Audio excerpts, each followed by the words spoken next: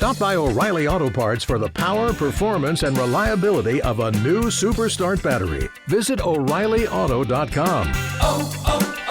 O'Reilly Auto Parts. This is a More Than Just Podcast production.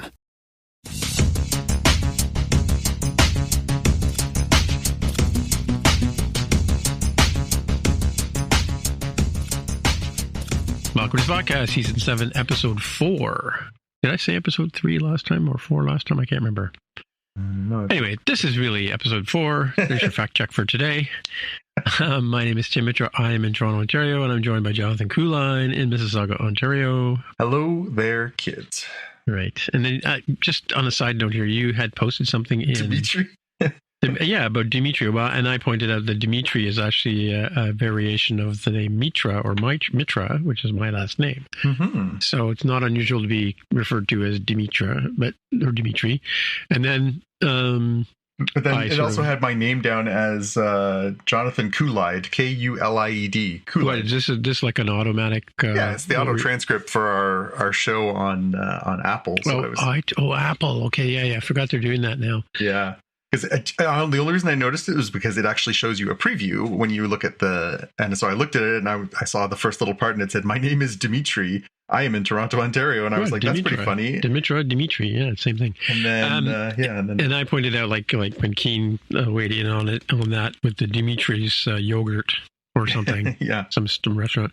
I pointed out that we also have very small cows. Very small. Small cows, and we also apparently we have the offspring of wolves. Is that what a Lopez is? That's what a Lopez. A Lopez is son of, and like a low or whatever the hell the word is. Lope, yeah. Is wolf in Espanol. Oh, interesting. So I'm told. All right. Although you tried to convince me when you were a teenager that Kuline meant cool one. Well, Cool-ein. It just depends where you put the space in the word, you know? Yeah. Yeah. So we'll go with that. And I think, if I remember correctly, I think Robert Plant had a song called Cool One or something like that, right? There you go. At the time? That was your high school theme song, I guess? Absolutely. Or was it something by Smashing Pumpkins? Yeah, probably closer. The Cure, maybe, yeah. Oh, The Cure, yeah, that's true. All right, so we do have some fact checks from last week. We were talking about Maggie Smith, and I mentioned that other woman that she hangs out with on Downton Abbey, yeah. Is Penelope Wilton, who actually also played Shaun of the Dead's mom, Barbara.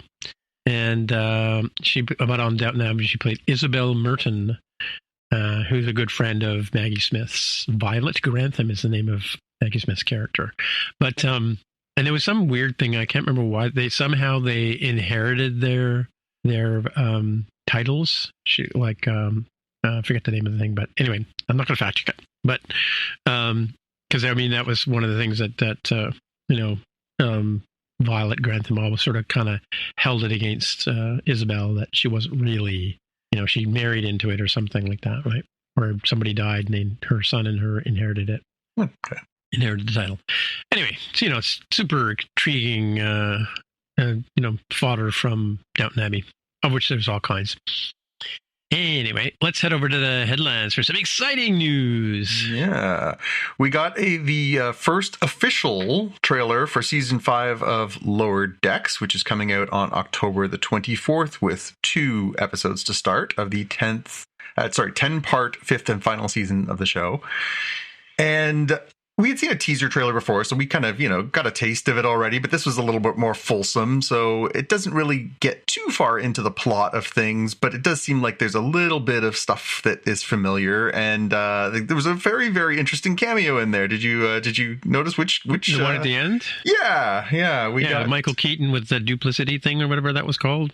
Well, yes, but we got Ensign Harry Kim and maybe even Lieutenant Harry Kim. We got a few different versions of Harry Kim from was that voiced by Voyager, by Gareth Wang, yeah. Okay. Wong, I think it's Garrett Wong. We got a pretty nice, and obviously this show has been a bit of a weird love letter to the sort of less beloved Star Trek franchises. And, there has been, references to the animated series. There's been references to, obviously, Voyager and Deep Space Nine. It's not just all original series and TNG, which are, I think, probably for most people, the two sort of high holy season or shows from the Star Trek canon. But I didn't take away a lot of this other than I love these people, I love this show, and I can't wait to see more of it. And I'm heartbroken that this is the last season. Yeah, definitely, for sure. They can keep, like I said, they keep going on for forever. It's just, I mean, to me, I'm sure it's probably that there's the return on investment and whatever else, but I think this is one of the funnest, freshest things that I've seen to take on Star Trek. It's so funny, but it's so done out of love, and it's just as I was watching it, I was just like, I cannot wait to watch this looks so freaking funny, but also I don't want it to end. I just don't want it to end.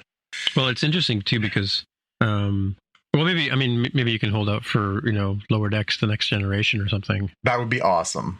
Yeah, but it was going to say they point out, or they do callbacks to things that you may have missed when you watch the original series right. So a lot of times the deep cuts that they refer to, okay, Siri, go away.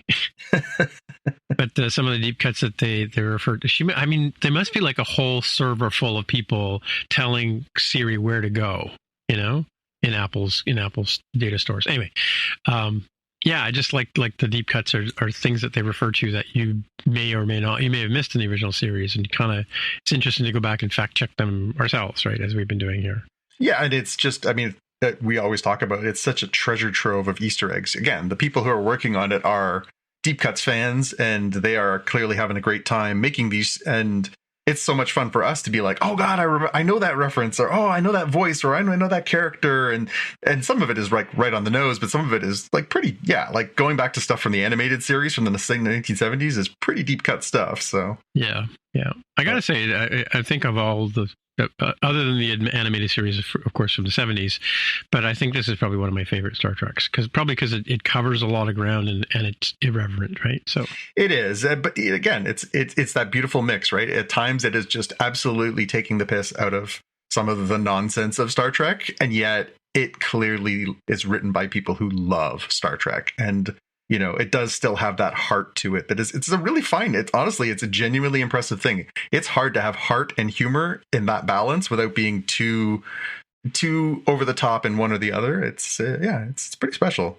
Yeah. Well, here we are. It's October 10th, and Hurricane Milton has just taken out a part of Florida with it in its wake, and apparently a tree fell in the house of Star Trek.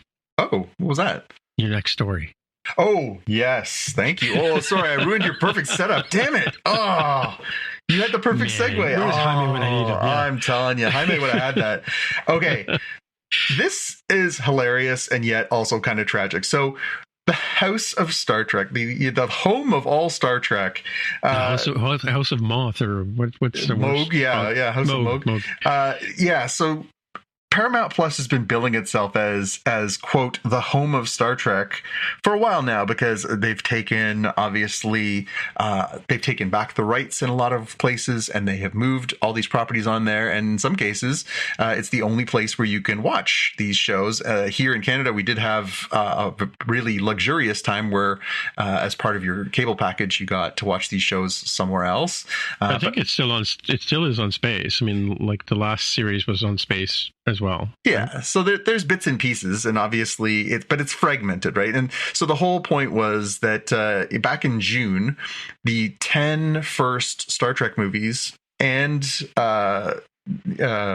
so the 10 first Star Trek movies that featured like the original Star Trek crew and the Next Generation crew all showed up on Paramount Plus, and they were like, hey, we have all 13 Star Trek feature films in one location. We're the home of Star Trek. And on top of that, that's the home for Discovery. It's the home for Strange New Worlds. It's the home for Lower Decks. It was the home for Prodigy. Ha ha ha. And that lasted exactly 4 months, because this month, those movies are now not available on Paramount Plus anymore. Our friends at TrekMovie.com report that the 10 classic movies, they are now only available on the first half of this year, they were only available on Max. Now they're only available on MGM Plus, which I don't even know if that's a thing here. I don't think it is, yeah. But yeah, so it's back to fragmentation. There's generally no place that you can get all of the Star Treks anymore. Although they're all on sale on iTunes right now. So, I mean, I bought them last time they went on sale. Yeah, I have the whole set myself on digital, and I also have still some of the I have some discs too, yeah. The deluxe versions that they've got, and then I've got most of the series on different formats, physical formats as well, which I'm actually kind of grateful for because they keep messing with them too. They're like, what if we update all the graphics? I'm like, what if I don't want the graphics updated? Anyways, point of this is the home of Star Trek is not exactly the home of Star Trek, and you cannot watch everything there. And yeah, and on top of that, Lower Decks, the entire fourth season of Lower Decks is now available on Pluto, and it's also on Prime. So it's not even the exclusive home of those. But Pluto's free too, right? Yeah. Now, maybe that's trying to get people be like, oh, that's cool. I like the show. I'll go over here. But and then they take it away from them, right? But the first 3 seasons are still only available on Paramount Plus. So you can jump in on the 4th season. What? Yeah. Oh, yeah. Yeah. That's how much logic we're putting into this. And also on Pluto, Enterprise showed up recently. So, bottom line is, and we're going to say this is going to be a recurring theme on the show. If you love this stuff and you want to always be able to watch this stuff, just go ahead and buy it. Just go ahead and buy it. You can go ahead and buy the physical copies. There are more than a few variations on those things. But man, you are going to be at the mercy, now that there is so many different streaming services, and they're all competing for content, you're going to have multiple subscriptions if you think you're going to sit down and just watch stuff. So. Yeah, I forgot to tell you yesterday that they had the big Prime Day thing. You're Prime, right? The whole David Tennant, complete David Tennant Doctor Who was on sale. Oh, like the Blu-ray? Yeah, but apparently it said the complete, so it wasn't like a season. Oh, that's cool. I'm looking it up right now just as we speak. Yeah, so that should be 3 seasons and like 3 specials, right? Well, if it's complete. Yeah. Right? But we established that there's the complete David Tennant season. It's still on limited deal, $31.99 Canadian for the Blu-ray. That's pretty good. Let's see what it can, well, because you were saying that they were on sale for $10 on iTunes, right? Let me just see what it. That's pretty much the same price, but you actually get to have it Number forever. of discs, 14. 14 discs, 29 hours, 35 minutes. Hey, and it's good stuff. There's some really great stories on that David Tennant run. Yeah, and then the Matt Smith collection is $26. So nice. Excuse me. Let me see how many seasons we get for. So it says series 2, 3, 4 cover in 2.5, 3.5. Oh, what I don't know what that means. Oh, maybe they're different quality or whatever. Yeah, but yeah, that's a lot of discs. 14 discs. Yep. It was released in 2019, so who knows what it is, right? Yeah, they've been doing like you can get the whole Matt Smith. You can get I don't know if this has a digital download though, right? Probably not, but I mean, if you've got the discs, you've got the discs, and they can't take it away from you, right? Yeah, that's true. So yeah, because you can get Matt Smith, you can get John Pertwee, you can get Jodie Whittaker, you can get the 13th season as well. You can get Colin Baker. It looks like all the Doctors are in a box. Except I'm sure Tom Baker's the only one that's going to be hard to get because for some reason, I think beyond David Tennant, he's the second favorite Doctor overall of people, right? Yeah, I mean, he was the Doctor when I was a kid. That, like, if I flipped on PBS or TV Ontario and they were showing Doctor Who, that's who it was. Well, I was confused because I would sometimes see John Pertwee and then sometimes I would see Tom Baker when I was a kid. On Channel 19. That's right. Was it 19? No, it was 27 maybe. PBS. I think PBS was... One was 19, one was 17, I feel like. PBS was one and TV Ontario was the other one. Yeah, I think 19 was TV Ontario, now that I think about it. Yeah. Anyway, back in the old days. But we've digressed, yes. Yeah, and it was all blurry and snowfield. And, well, mind you, had cable by then, right? So. Oh, we didn't get cable till I was a teenager. Oh, really? Okay. Yeah, I was well into the 90s by the time Yeah. that stuff came along. No, we had a cable box and my dad had to watch his hockey games, right? So. Oh, lucky you. Yeah, I could only do that at my grandparents' place. Well, the box with the buttons on it, they had to push. I remember. Yep. I remember thinking that was like the height of technology. Yeah, and it had this weird cable that went across the room. That it certainly did. Mm-hmm. I'd say, I mean, initially though, I think a lot of kids in the 70s, I don't know if it was like that for you, but one of us would go and have to stand up by the TV and turn the dial as my dad would waggle his finger to have us change the channel. Well, not that that's a Monty Python skit in any way, but yeah. We had we only got like 4 channels, so you kind of just picked what you liked and settled in. Right. Yeah. We were glad when we got cable. Yeah. All right. Next up in the news, we've got some casting news. So this is really interesting. So they've been talking about this Green Lantern show that they're going to do for HBO. So similar to what they're doing with Penguin, it's going to be part of this sort of reboot of the DC larger universe as part of it on HBO and part of it in the movie theaters. And there's been lots of discussion about, well, which Green Lantern are they going to do? Because there's lots of iterations of Green Lantern. There's lots of different people who have worn rings that are in the comic books and in the cartoons in lots of different ways. And it looks like this show is going to focus on sort of the 2 of the best known ones, which are the Hal Jordan Green Lantern and the John Stewart Green Lantern. John Stewart Green Lantern being really important because it was one of the first really major black characters in comic books in the 1970s.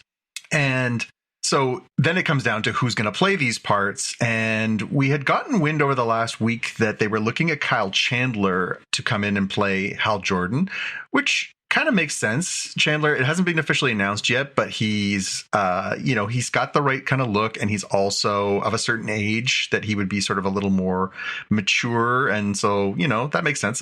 If you don't know who that is, obviously Friday Night Lights is the thing he's best known for, probably. He was in Godzilla King of the Monsters. He's been lots of stuff. Very well-established actor. The one that has come out of kind of left field in this meteoric rise is who they've just cast to be Jon Stewart. They've cast Aaron Pierre. Now, you're going to say to yourself, I don't know who Aaron Pierre is. And that's because he hasn't really been a huge star yet, although I have to sit down and watch it. I have heard Rebel Ridge, this movie that is on Netflix, is very good, and I fully intend to watch it. It's essentially... it just came out a couple of weeks ago, right? It came out, maybe a month ago. It is essentially looks like kind of a modern take on First Blood, the Sylvester Stallone movie. A veteran who's trained in a lot of different combat is basically gets messed around by the cops in a small town, and they don't know what they're in for. And this guy sort of, takes them to task. It was great when, First Blood is a genuinely great movie. It's unfortunate it devolved into Rambo, but the critics have all said, wow, this Aaron Pierre just kind of came out of left field and, is amazing in it. And now he's been coming hot off that, is going to go work on this Lanterns show. So this is a pretty big deal. And again, if this guy is sort of ascendant, I think that could really add a lot of interest and eyeballs to this show. So that's really cool. Right. Cool. So yeah, I was curious before, but this casting has definitely got me more interested. So I'm definitely going to take a look at this. Next up, I did watch First Blood a few months ago, which is, again, like I said, it's a pretty good movie. I mean, it has its rough moments, but overall it's a great movie. Honestly, its rough moments are more a product of its era and just the quality of filmmaking. But and Stallone is actually really well understated in that movie. He's not over the top. He hadn't gotten into that huge macho persona thing that sort of came afterwards. But Rocky, yeah. And Brian. The first Rocky movie was good too, in the same way, right? It was. And Brian Dennehy as the chief of police there, being just this, just this weasel who's like, get out of my town, it's just, anyway. Okay, next up, I thought you would like this one. I found this really interesting. So Kevin Smith, who we are both fans of, had been trying for a while to try and get Dogma back into his catalog. The reason that he wasn't able to is because it was actually owned by Harvey Weinstein and his brother Bob. And Bob Weinstein, notwithstanding, Harvey likes to play games. And apparently Kevin had written a letter saying hey, I would just it's an important movie to me. I would like to have it available for my fans. And so it had been discontinued for a very long time. You can't get it on streaming. You can't get it on a digital download. You can't find new copies of any of the Blu-rays or DVDs. They don't exist. It's never been put out in 4K. So it was kind of a, it had started to fade. It was on Netflix for a while, or what's a Netflix? Not Napster. Yeah, no. Oh yeah, that's right. It was a torrent. It was a torrent for a while. Yeah. Yeah, and I've seen the. I can't tell you how I know that. But, yeah, I've seen the Blu-ray and the DVD in. I thought you owned it. Oh, I own them both. But yeah, okay. I've seen them in collectible shops, and they're selling for like a lot of money because they are out of print, and because for people who are fans, and Kevin's had fans through multiple generations now, they want to see this movie. And so, anyways, all that preamble to say that it seems like Kevin is finally going to get his wish, because apparently Bob and Harvey sold the movie's rights. They wouldn't sell it to Kevin when he asked, but apparently they've sold it to another company. And this other company has reached out to Kevin and said, hey, we know this is the 25th anniversary of Dogma this year. We probably can't get it going for now, but how would you feel about taking Dogma on the road next year and doing those like live, events like he had done with Red State and Tusk and some of the other movies that he's done over the past number of years? And he was like, absolutely. So he's publicized that, he's going to do this. And then he said, hopefully soon after that, they will be new physical releases, new digital releases, and availability. So this big black hole in the middle of Kevin's filmography, and arguably it's one of his better movies, will finally be filled. And it does kind of fit into the milieu of what we do here, because it is pretty sci-fi fantasy kind of stuff with like angels coming down from heaven and, the holy water and a poop monster. And it's pretty far out there stuff. And Snape, don't forget Snape's in it. That's true. And Alan Rickman playing Metatron, playing the voice of God, right? The pre-slap Chris Rock, yeah. That's right. Yeah, I mean, it's George Carlin, Salma Hayek. It's got like a really killer cast. And of course, Ben Affleck and Matt Damon, because sure. And yeah, it's really good. It's like I say, it's probably, probably one of his top 3 or 4 movies. And so I'm excited. This is finally going to see the light of day. As I say, when we talked about physical media earlier in the show, I own a copy, actually own several copies, because I think I have it on VHS, DVD. I think we saw this in the theater too, didn't we? We did. As a matter of fact, we did see this in the theater. And as a matter of fact, I remember which theater we went to see it, which is now a Staples. So, but no, it was the one across from Sherway Gardens. Oh, okay. It used to be on the north side. I just remember the first scene, and I forget what he said in black and white on the. Got a huge laugh. Oh yeah, because he came on and was like, just so you know, this is not meant to offend anybody, yeah. Because that's the other thing that I didn't really mention about this. It was controversial at the time. This movie kind of puts Catholicism and organized religion in the crosshairs, and some people were very unhappy. Yeah, and they interviewed some guy who looked a lot like Kevin Smith on the evening news, right? Yeah, but we'll try and put that into the show notes. But God, you can find the clips on YouTube of Kevin protesting his own movie because he thought it would be really funny. And so he's standing there with a sign saying, was it Dogma is dog bleep on a sign, and protesting his own movie. And they're like, you look an awful lot like the director. He's like, I get that a lot. And they had him on the evening news that night. They did. All right. Last bit of news, not really news, just something fun. There is this really cool new thing that has come out from the good folks at Nintendo, and it's an alarm clock. Now, there's lots of little kitschy, cute alarm clocky things that have been done over the years. Is it Alarmo, yes. Okay. Where obviously, they put, Mickey Mouse's arms spin around and stuff like that. This one's a little sort of weird. It's got Nintendo sounds built in, and it's got these little animations. It's got like a screen built into it, and you can set it so that basically it gamifies your wake up.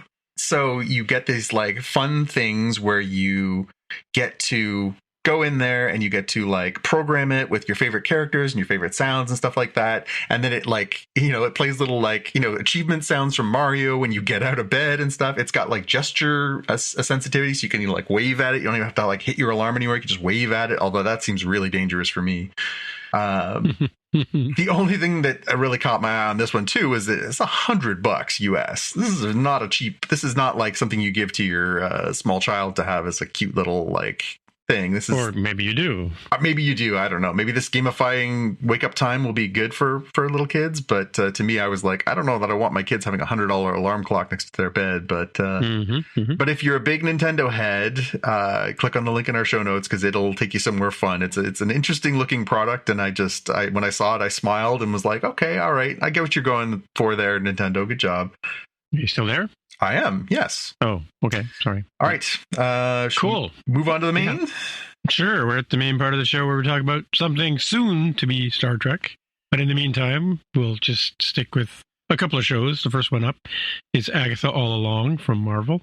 And Season 1, Episode 5, Darkest Hour, Wake Thy Power. Mm-hmm. Have we tried putting all these titles together to see what they come up with?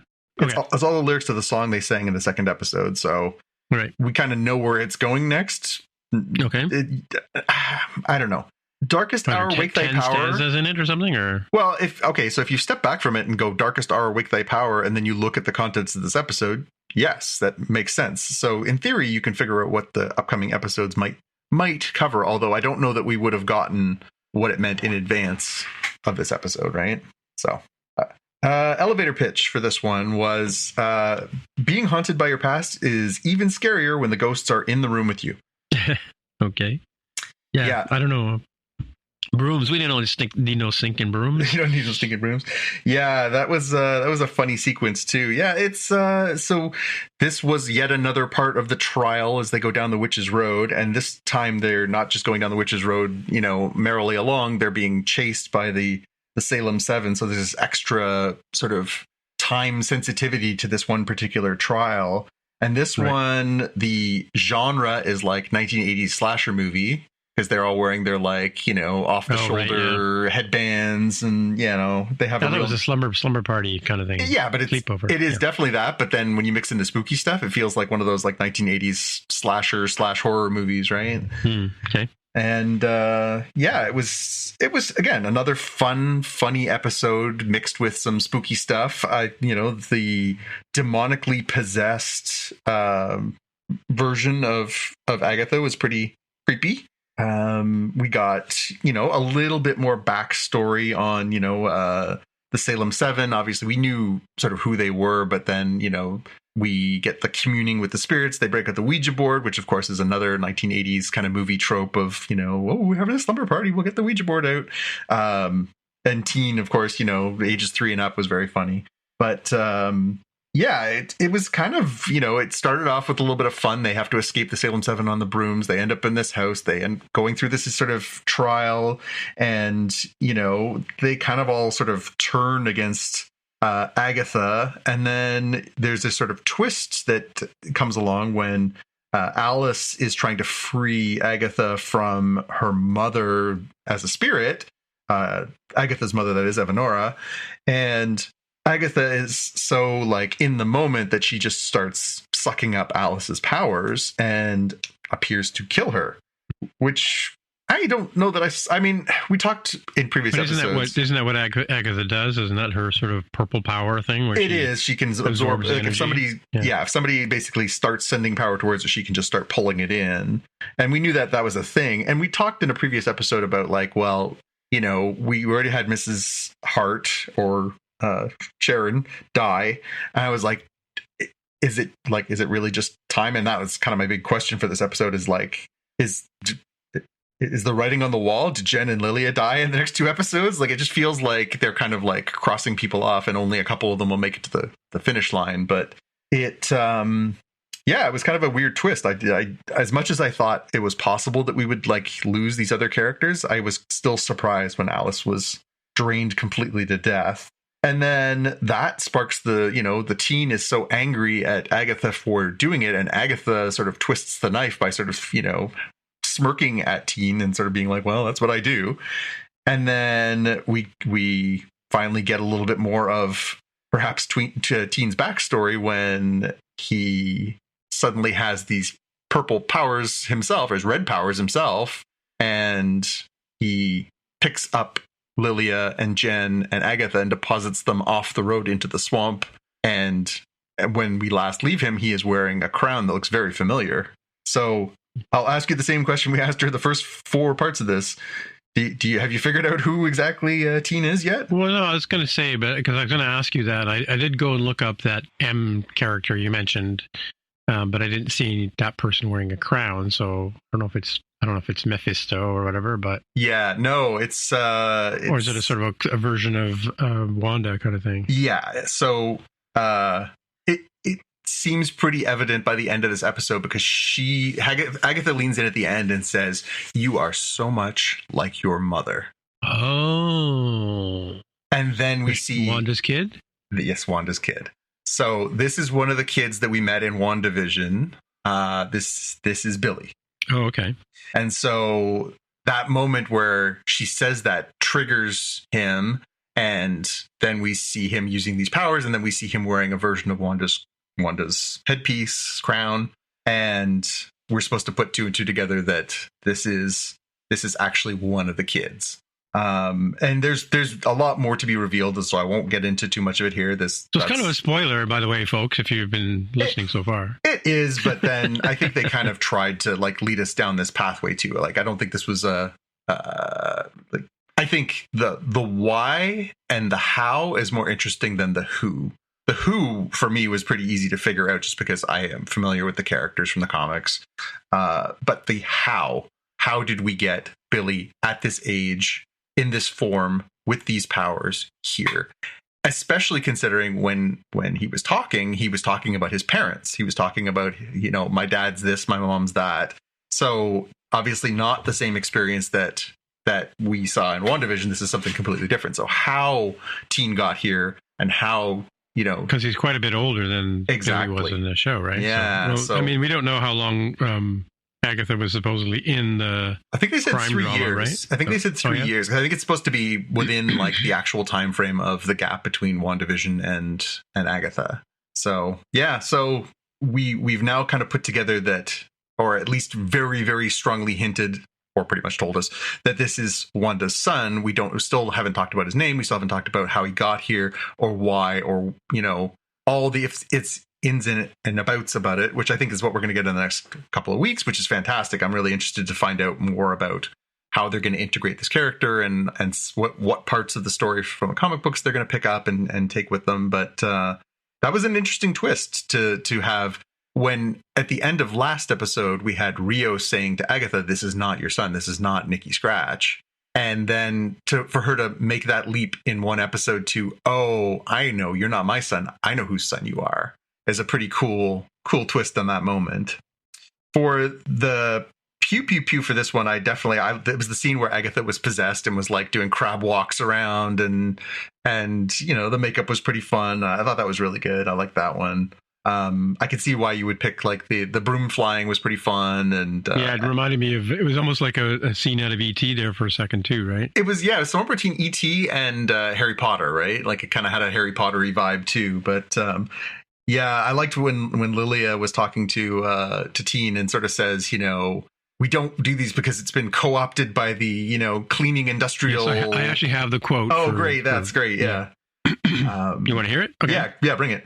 Okay, brooms have been co-opted by the Holiday Industrial Complex as an absurd emblem of our culture. Worse yet, they are a symbol of female domesticity. And then the other lady says, and they're basic. And they're basic, yes, yeah. I like their approach to building the brooms. They each have to build a broom, and then they exchange them. Yeah. And then one of them, they're all just taking twigs and tying them together, and then one of them criticizes Teen's attempt, right? Yeah. Yeah, they all look pretty basic to me. Yeah, I mean they're sticks with twigs tied to the bottom, But no, that was good.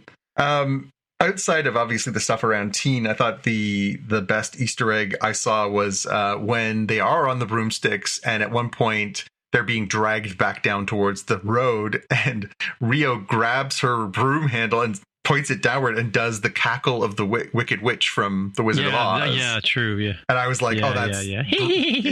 it's just so perfect, right? Like, 'cause it instantly, for people of a certain generation, you're immediately taken to The Wizard of Oz. Well, that's a witch on a broom, right? Absolutely. Yeah. So yeah, I like that one.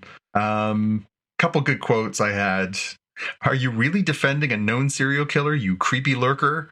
That was from Jen to Teen. That was pretty funny. And yeah, I had the Agatha quote at the end. You're so much like your mother. That was just nobody delivers those little dagger lines like Catherine Hahn. She is just a freaking gem. Like the way that her mouth curls, the way that her eyes look, like she's such a perfect casting for a mischievous witch. She's really fantastic.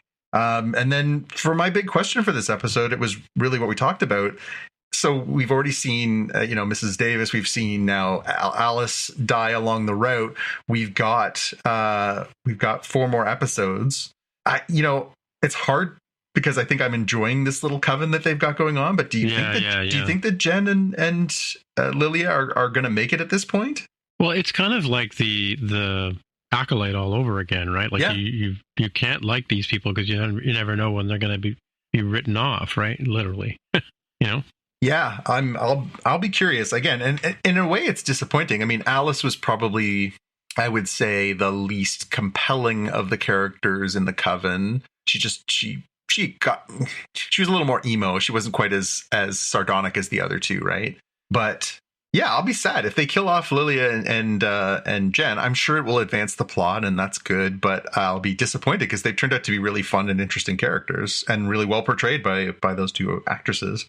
Yeah, so now we've got 4 episodes and 3 weeks left, and it culminates on October the 30th. So that'll be good. Just in time. I actually found myself watching this, and I'm not a horror movie buff. I've watched lots of them over the years, but I've kind of lost my taste for them.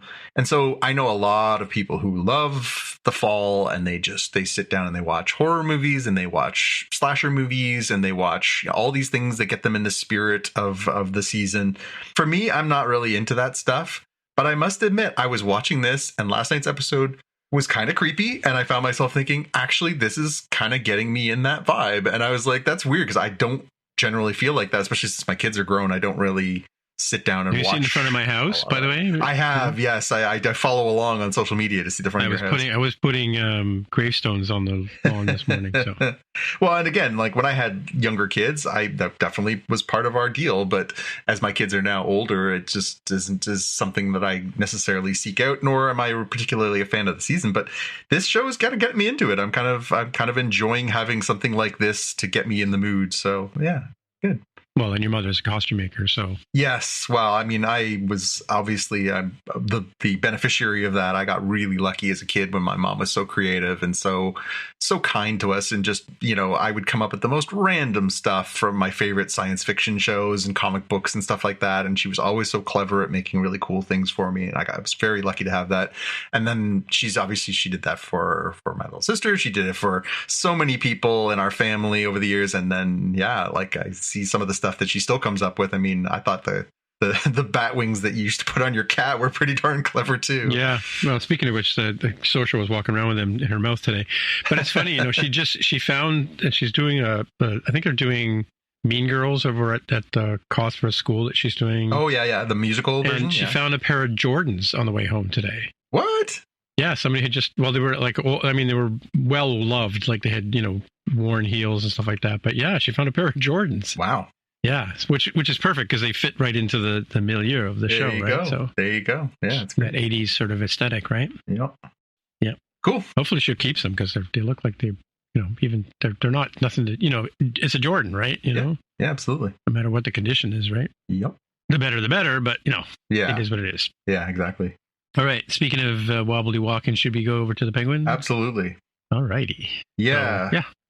Season 1, episode 3, Bliss. Yes. Elevator pitch. Living in the past is a trap. Vic, think about the future. Yeah, this was like a throwback episode. Mine was get on that bus. Get on the you were absolutely that. This was like an interesting episode, especially because obviously this series is kind of a sequel or an adjunct sequel to the Batman, the Pattinson version of the Batman movies. In this case, to go back to the time at which the Riddler blows the levees and the water starts flooding into the poorer parts of Gotham was interesting to see from Vic's perspective. That first scene was really impactful when you see Vic's got kind of a normal life and he's at home and his mom and his dad and his sister are there. And then he's got this girlfriend and then he just happens to be in the right place at the right time to survive. Whereas his family's not so lucky. And it really kind of sets the tone for a really interesting episode focused on Victor and just where he finds himself at this sort of crossroads of, I'm getting in deeper with Oz. Like I'm kind of, I've seen people die. I've seen, I'm an accomplice to a lot of crimes now, but I've kind of got this window where I could take this other path. And like you say, it just, Graciela, his girlfriend, is like, hey, I'm going to California. And he's like, yeah, buy me a ticket. We're going to go together. And then you just see that starting to wash away over the course of the episode. And he starts to just realize, like, no, that's not what I want. This is what I want. I want to be good at you think this. that's what it was? Yeah, I think it was. I think in the end, he decides that he wants to be good at money something. in the crime and whatever. I don't think it's about the money, though. I think it's that he buys into. I mean, I wrote down one of the quotes that I pulled. I think speaks to it really well. Is when the two of them are having this fancy dinner, right? They're having a fancy lunch, and he's talking about his dad. And he's like, my dad would have really liked this place, all this fancy food, and he never got to have these things. And the quote that I pulled from Oz, which I love, and it's so beautifully delivered by Colin Farrell. The world ain't set up for an honest man to succeed. Mechanic's a good job. That's the American dream right there. You know what? A beautiful story with a happy ending. But that ain't the way the world works, Vic. America's a hustle. And I was like, that just such a beautiful encapsulation of how Oz views what he does, why he can justify the actions he takes.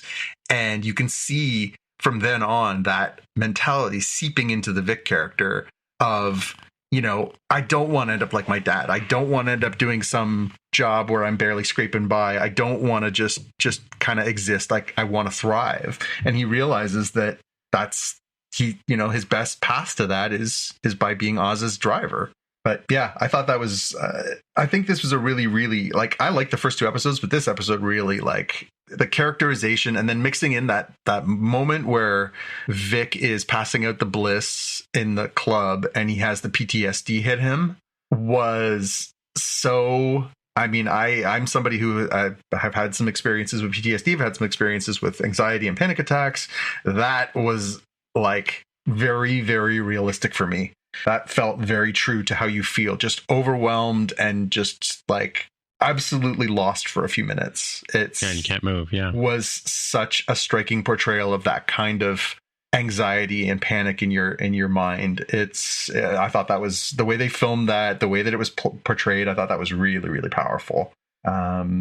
I thought this was a fantastic episode. And also, on top of that, we get all this great stuff between Oz and Sophia about, what happened with her and how she feels and how he feels about what happened with her.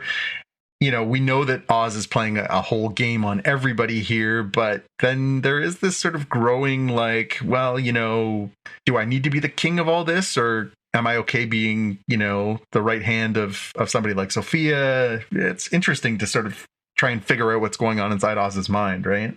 Mm-hmm. Right. Yeah. I think it's a really great show in that you find yourself rooting for the bad guys, right? Penguin's not a good guy. Oz is not a good guy. Vic is a good guy, but he's doing bad things. And so you're like, well, I don't know how to feel about that. And Sophia is somebody who is bad, but is doing bad things to bad people for good reasons, which is also complicated. So you get these very deep, nuanced performances on deep and nuanced characters. They're not one-dimensional. They're not like mustache twirling bad guys. They're all really complicated. And I think that's making for a really compelling TV show. Oh, show. Yeah. pew pew pew, I went a little off the beaten path for this one. I thought it was that scene where Vic was being the bagman walking around the club, and just the way that was choreographed, where he's like walking, and all the edits were like cut from like the different women selling the drugs and him passing off the bag and stuff. I thought that was, it wasn't necessarily a pew pew pew, but obviously it ends with the PTSD scene, so it kind of hits both. But I thought that was the most actiony kind of scene in the show. Yeah. Well, all of the flood taking out his parents. Yeah. That was kind of heavy. It was, and especially because, when you first start the episode, you don't necessarily know you're in the past, right? It isn't until, there was a couple of visual clues, because they mention, this the mayor's race, and his sister's wearing the I voted sticker, and we know that happens in the Batman movie, but they're also relying on you remembering. There's also people who are watching the show who may not have seen the Batman movie, right? Which is why it seems kind of odd to sort of dive in, like you guys were saying last week, that, it, almost like people are expected to know that, but they can't possibly. In fact, I didn't remember it, to be honest with you. No, and that's the thing is, I think they are kind of putting a little bit of it on you to either have rewatched the Batman, and I think they're also hoping you'll do that too, right? I think part of it is that they're thinking, well, you probably rewatched the Batman before you watched the Penguin, or if you haven't, maybe you should, so that you see more of these things. But that was really, there was a couple of clues in there that this was in the past, but it really, for me, like, I kind of thought, oh yeah, I wonder, wait a minute, wasn't the mayor's race during the, and then by the time it was starting to come together in my head, the levees broke, and I was like, oh, we're clearly in the past. I get it now. Like, even for me, and I like to sort of try and keep on top of these things, I was still a little mixed up. But when the levees break, you're like, oh, this is his origin story. This is how we ended up with Vic being on the streets and sort of his life being what his life is. It makes much more sense. Yeah. Yeah, and the connection to his girlfriend saying, where you been, right? So yeah. But where's the Batman and the cat person in this timeline? That's the weird thing, I guess, right? Yeah. We don't mention him. And right? I wonder, like, how much we'll get from that. Catwoman, in theory, leaves town at the end of the Batman movie. But in theory, there should be a Batman around. I guess maybe he's just... Well, he's still a vigilante, though, right? Like, maybe he's just not in the thick of it. Or you'd think you would still see, like, because they do in this show cut to like newspapers, or they cut to the websites, or they cut to TV broadcasts, and they aren't talking about the Batman. If we lived in a town where there was a vigilante at all, or what's that? Did they mention Wayne Industries, or? I don't think so. Again, I'm sure this is a show that would benefit from multiple watches, because I'm sure there's lots of stuff, but the dialogue and the performances are so good, sometimes you forget to look around, right? But I wonder if, or I can't help but think that if you and I lived in a city where there was a guy dressed like a bat beating the tar out of bad guys, that would be on the news every day, all the time, nonstop. Like, there's no world in which that wouldn't be like the most important thing that we all talk about every day. Is, did you know that guy with the bat costume is still out there? So that seems weird that it would be like, well, that's the back page now. We don't really talk about the Batman that much. Like, when do you get blasé about a guy in a leather batsuit beating the crap out of people? Other quotes I had in here, so that I really like that the America's a Hustle one. The other couple of Oz lines I really liked was, how's anyone supposed to know your worth unless you tell them? I thought that was good. Yeah. When Oz leaves Victor alone in his apartment, you do anything stupid, I'll sense it. And then he does something stupid. He does, yeah. When Sophia, I love when he pulls out the coaster. He's like, no, coaster. I like it when Sophia's uncle comes to him and is, or not his uncle, the Johnny V character comes to her and says, like, here's your ticket to Italy. When you say go to Italy, you go to Italy. And she looks at it and she goes, did you print this out yourself? Yeah. Like, what year is it that you're printing out a boarding pass?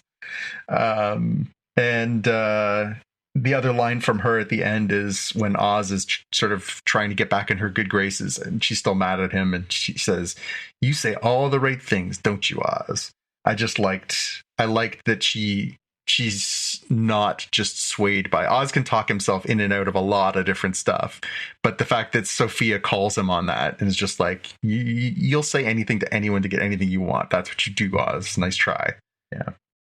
And my big question for this one is, so there is a couple of classic Batman stories by Jeff Loeb and Tim Sale called The Long Halloween and Dark Victory. And these are now stories that have been adapted as cartoons. They've been told in different ways. They're seminal works of Batman's stories.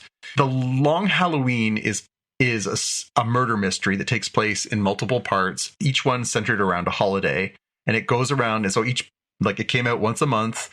It was tied to a holiday that came out in those months, and it was telling this murder mystery. Sophia is a big part of that storyline, and the Hangman, which they've referenced with her a few times, is part of that story.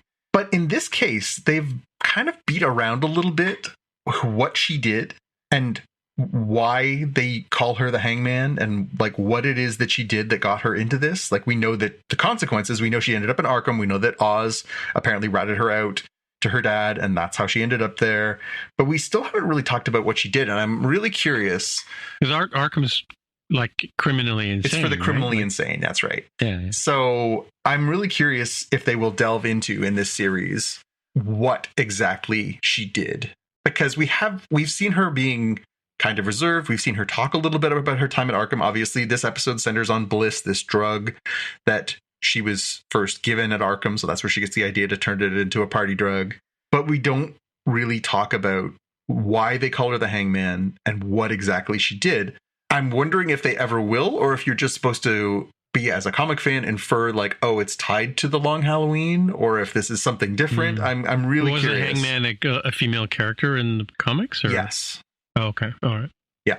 And it is Sophia who has that alias, but it's tied to that story for like a specific reason. But yeah, it's I'm really curious to see whether or not that is just, if they're always going to kind of dance around it, or if they're ever going to get into actually this is why she was in the building for the criminally insane, because she did something criminally insane. Yeah. Either way, I'm enjoying it. I'm digging the show. I'm going to keep watching. Yeah, it's a good show. Yep. In that same sort of Lucy kind of way, like, you tell somebody not to do something, and then what do? They do it. Yeah, exactly that. All right, well, let's move on to our watch list then. Right. A couple things this week. So there was a new comic that came out this week as part of a new line that is being put out by DC Comics. They're doing something they call All In. So they I think it was recently, sometime in the last month or so, they put out this sort of preview issue, and they've been talking about doing it. They're rebooting in these little limited series. They're kind of putting these A-list combinations of writers and artists together, giving them a character and saying, do whatever you want. And it's not tied into the main continuity. It's not like, this isn't like the Bruce Wayne character we know as Batman. It's not necessarily the everything you've known. It's just taking the concept. Take the things you like and do whatever you want with the rest. And so the first issue of that came out this week, which was Absolute Batman. I believe next week is Absolute Wonder Woman, and I think after that's Absolute Superman. Oh, I see. Is this the stuff that Kane was talking about on the No, he was talking about Ultimate. Ultimate is Marvel's kind of similar project. Right, so Ultimate versus Absolute. Okay, I get it. Yep.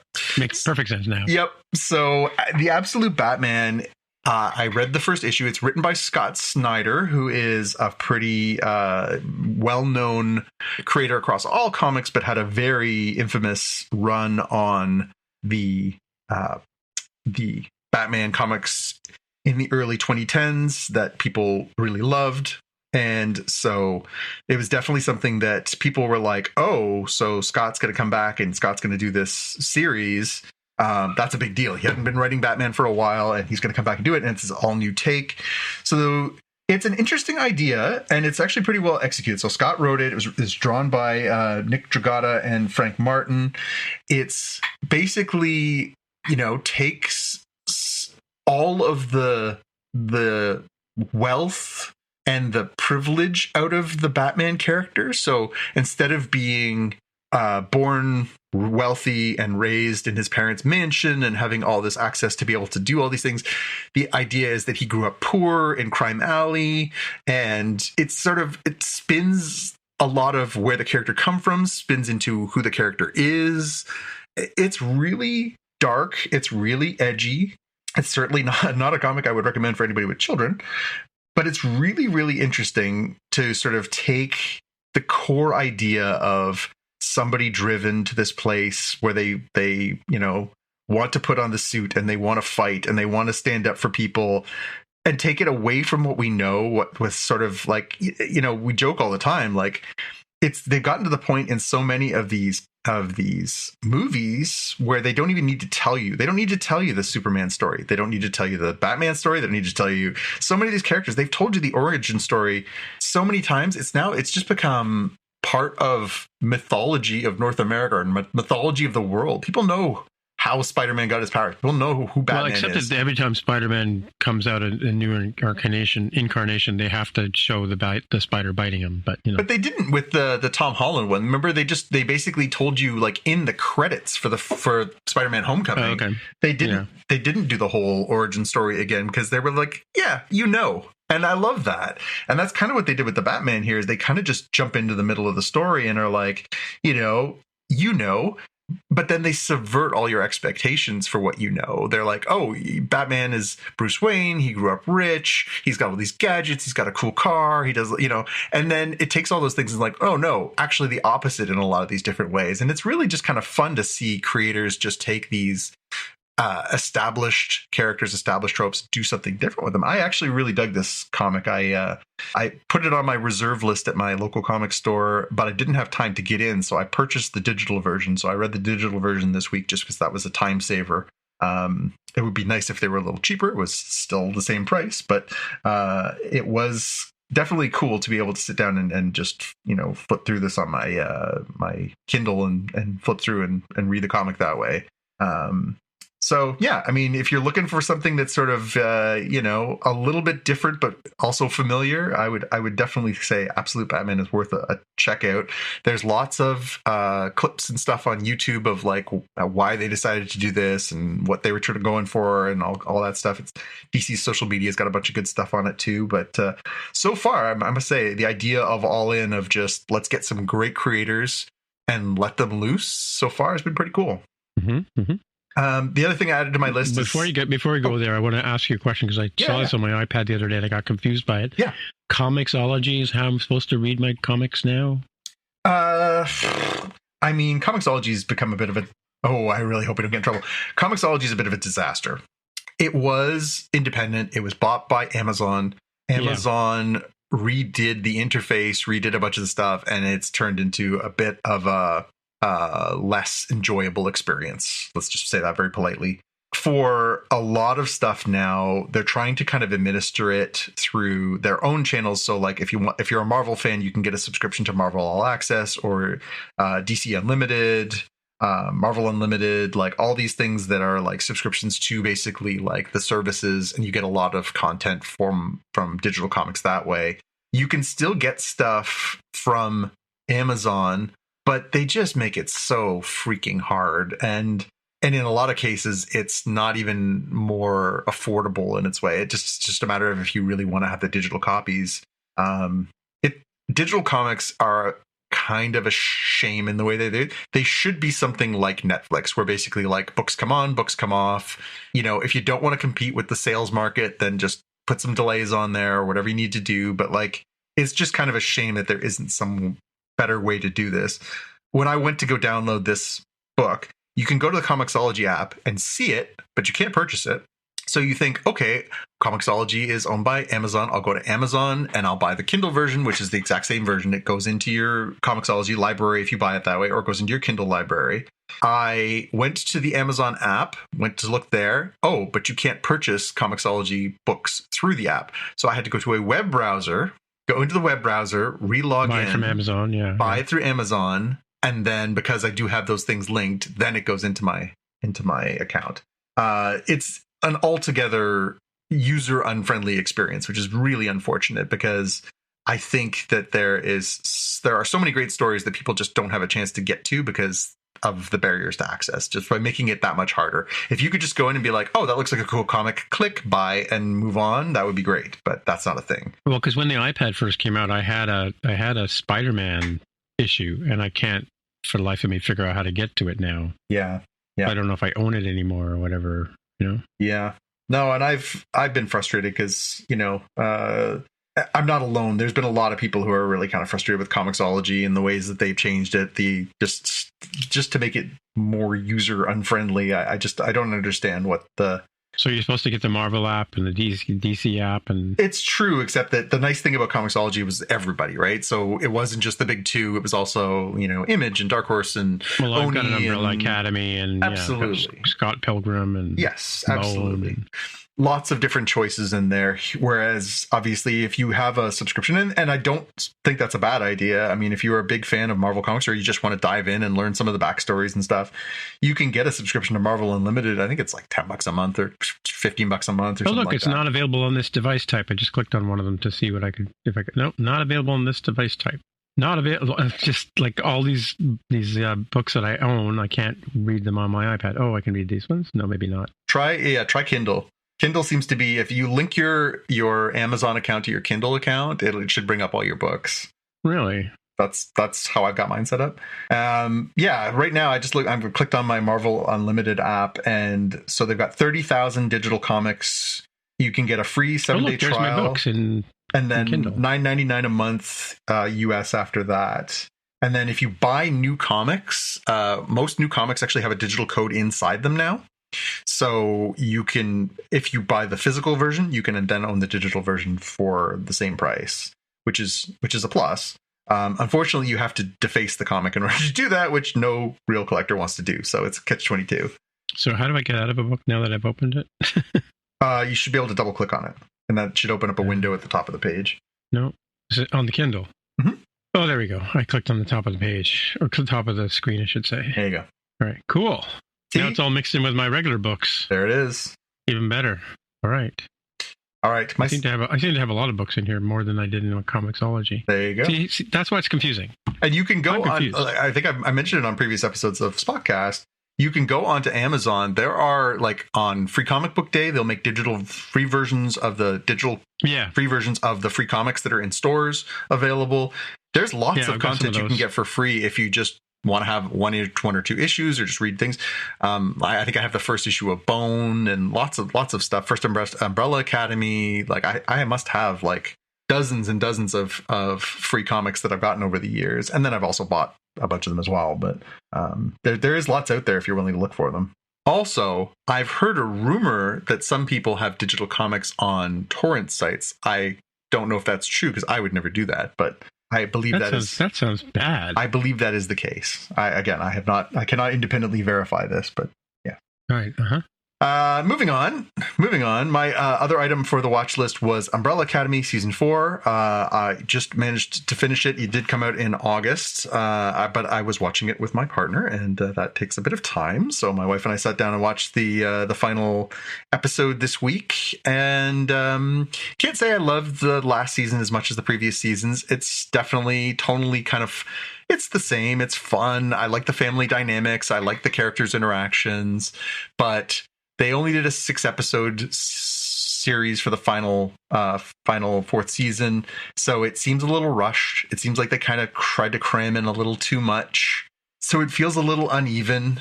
But overall, I mean, it's not a bad ending to the saga from where they started from. It just didn't feel like there was kind of enough of it to really sink your teeth into for a last season, and I'm grateful that shows will at least do that, or to the network. So kudos to Netflix for at least saying we're not just going to cancel this. You guys can finish telling your story, and it ends in a way that probably is appropriate for the series run.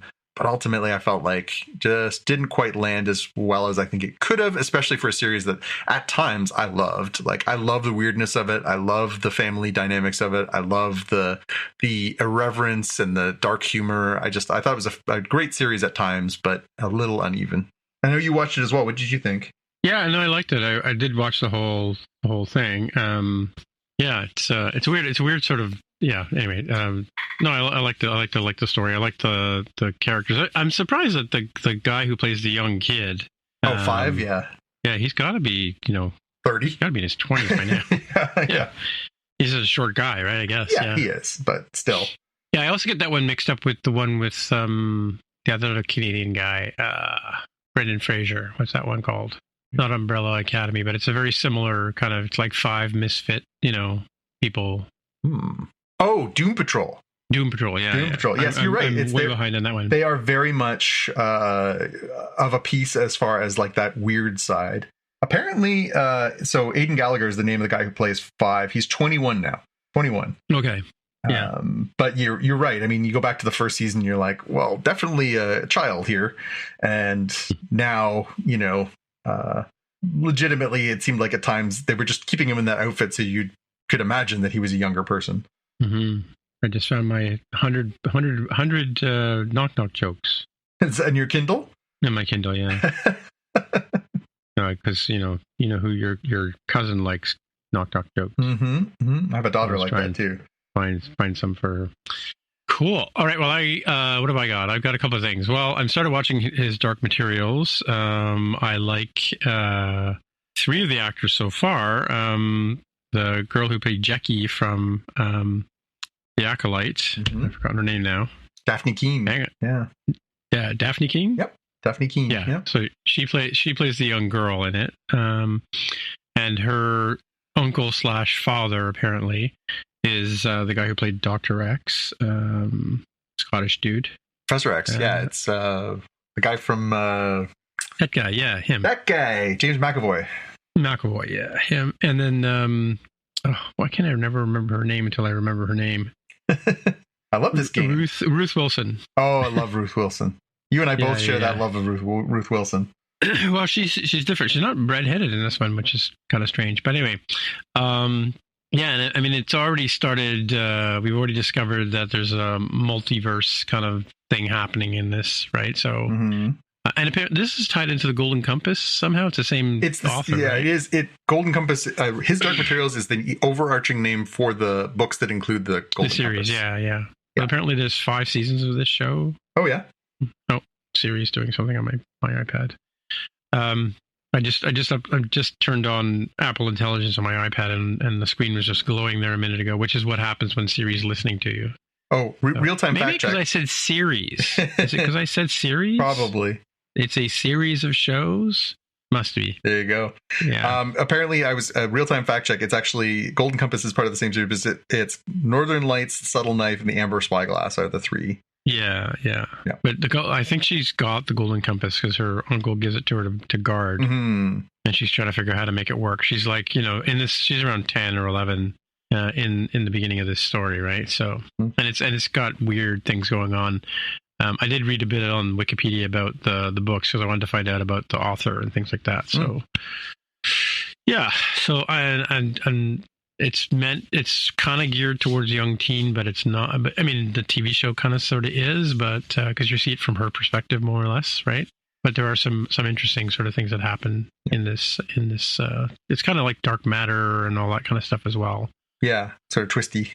Yeah, and I just wanted to cover the Amelie follow-up. So I can't remember if I might have sold the Amelie DVD that I had in a garage sale recently, because I can't put my finger on it. And I told you a couple of weeks ago I had bought it from iTunes, but it turned out it had no.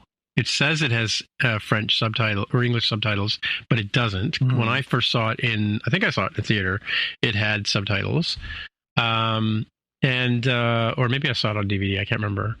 Carol's a big fan of it too. But yeah, so I went on Amazon and I found a copy for a reasonable amount of money, and I checked that it did in fact have the subtitles. It doesn't have a digital download, unfortunately.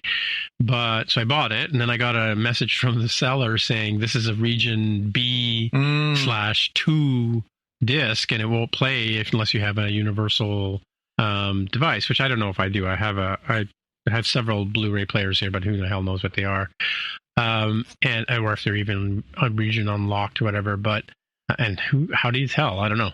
But yeah, so all of a sudden, Amelie's made of unobtainium. It's not they did a steel box version of it. They did a recent version. So I went on eBay and I found a copy of the disc that I think I want. So. On Blu-ray, so I'll tell you if it works when I get it. But yeah, and then I'll lend it to you so you can watch it with your wife. There you go. Yeah, because it is a good movie. It's fun, and it's sort of sci-fi, and there's lots of humor in it. You'll see why a lot of the marketing that out there is done the way it is because it was inspired by this movie. Cool. and it, if you've been to Paris, it's got lots of Paris in it, so it gets all those feels as well. Nice. All right. Well, I guess that's it for another week. So, Jonathan, people are going to touch with you. Where would they find you? You can find me on X or on Instagram as @JPK News, or you can find me on YouTube at youtube.com/@JPK. All right. My name is Tim Mitra, TIMMITRA. That's my handle on YouTube. That's my handle on Mastodon. That's my handle on Threads, although I'm having a bit of issue with Threads. I'll talk about in the after show, I guess. But yeah, so that's how you find me on most of the things that are out there, even the nameless ones. So until next time, we'll see you in the future. Bye. Bye. You've been listening to the Spotcast podcast. If you want to find out more about the podcast or see the episode show notes, visit the Spotcast website at spotcast.com. You can get in touch with us on the website or follow us on Twitter at Spotcast. If you have feedback or questions, send us a tweet with the hashtag AskSpotcast. If you like the show, please consider recommending us to a friend, writing a review on iTunes, or pledging any amount at patreon.com/Spotcast. You can find details on how to help us on our website, spotcast.com/sponsor us. Thanks for listening, and we'll see you in the future.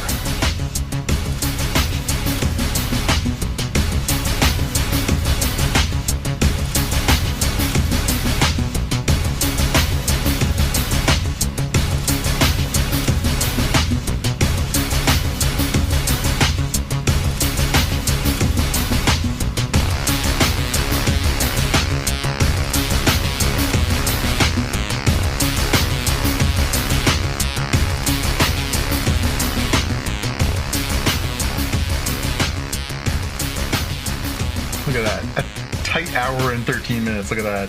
The other day, I get a, it'll be shorter than that when I edit it. Yeah. But when I am recording over there. Yay. The other day I got an email from Google telling me that they had marked my business as permanently closed. I saw that. I saw you post that. Like, what the F, right? Yeah. So apparently, like, and it has to do with the fact that I don't have store hours, right? But, and there's all kinds of conspiracy. And anyway, I posted it up on Threads. I got like a couple of dribbles from LinkedIn. I got a couple of, dribbles from Mastodon, a couple of dribbles from Twitter, right? Or X or whatever you call it. But Threads just lit up, like all these people jumping in and giving opinion, and then questioning my post and the way I wrote it and stuff like that, because they're like, oh, you don't have to advertise on whatever. They'll anyway, my point was they screwed me over. They screwed my business over, and I wanted to point out to other people they could be screwing your businesses over too. Right. And somebody said, you're an IT guy. How come you can't, figure out how to solve this? And I because I solved it in like 10 minutes, but still. That's not the point. Well, it's not like they alerted you to it either, right? No. Well, they did after the fact, right? They didn't tell me they were going to do it, because I would have immediately jumped on and said, hang on a second. Yeah. Don't be doing that. Because I've actually had people show up at the door and become customers because they come and knock on the door. And even though I live in a house, so my business is my house. I work from home. Who doesn't these days, right? Yeah. But somebody said like it could have been a competitor, but who the hell's a competitor to me, right? Yeah, that's weird. So disgruntled former employees or anything? I don't know. No, I can't imagine any that I know of. But it's like it's weird, like why they would do it, other than like I said, the business hour thing. But and of course, when you go in to reverse it, would you like to advertise with us? Which is what the point of my post was, Yeah. I'm sure if I gave them money, they would, let me do it, right? So I just thought it was a little underhanded on their part, because I mean, like, and you can suggest an edit. It's not like you control your page, but you can suggest an edit. And the reason why I signed up for it a year ago was because somebody pointed out to me that if I don't have Google reviews, then people won't, and people go look me up, they won't, think I'm reputable or somehow, right?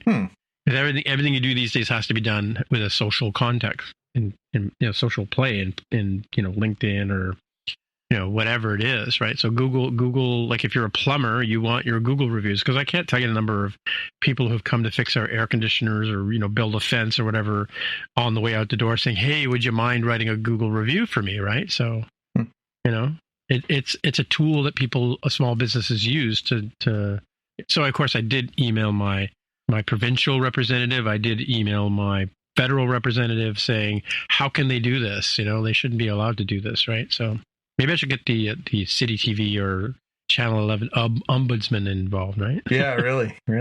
But how they screwed me over for like an hour because my listing was messed up. Anyway. That's weird.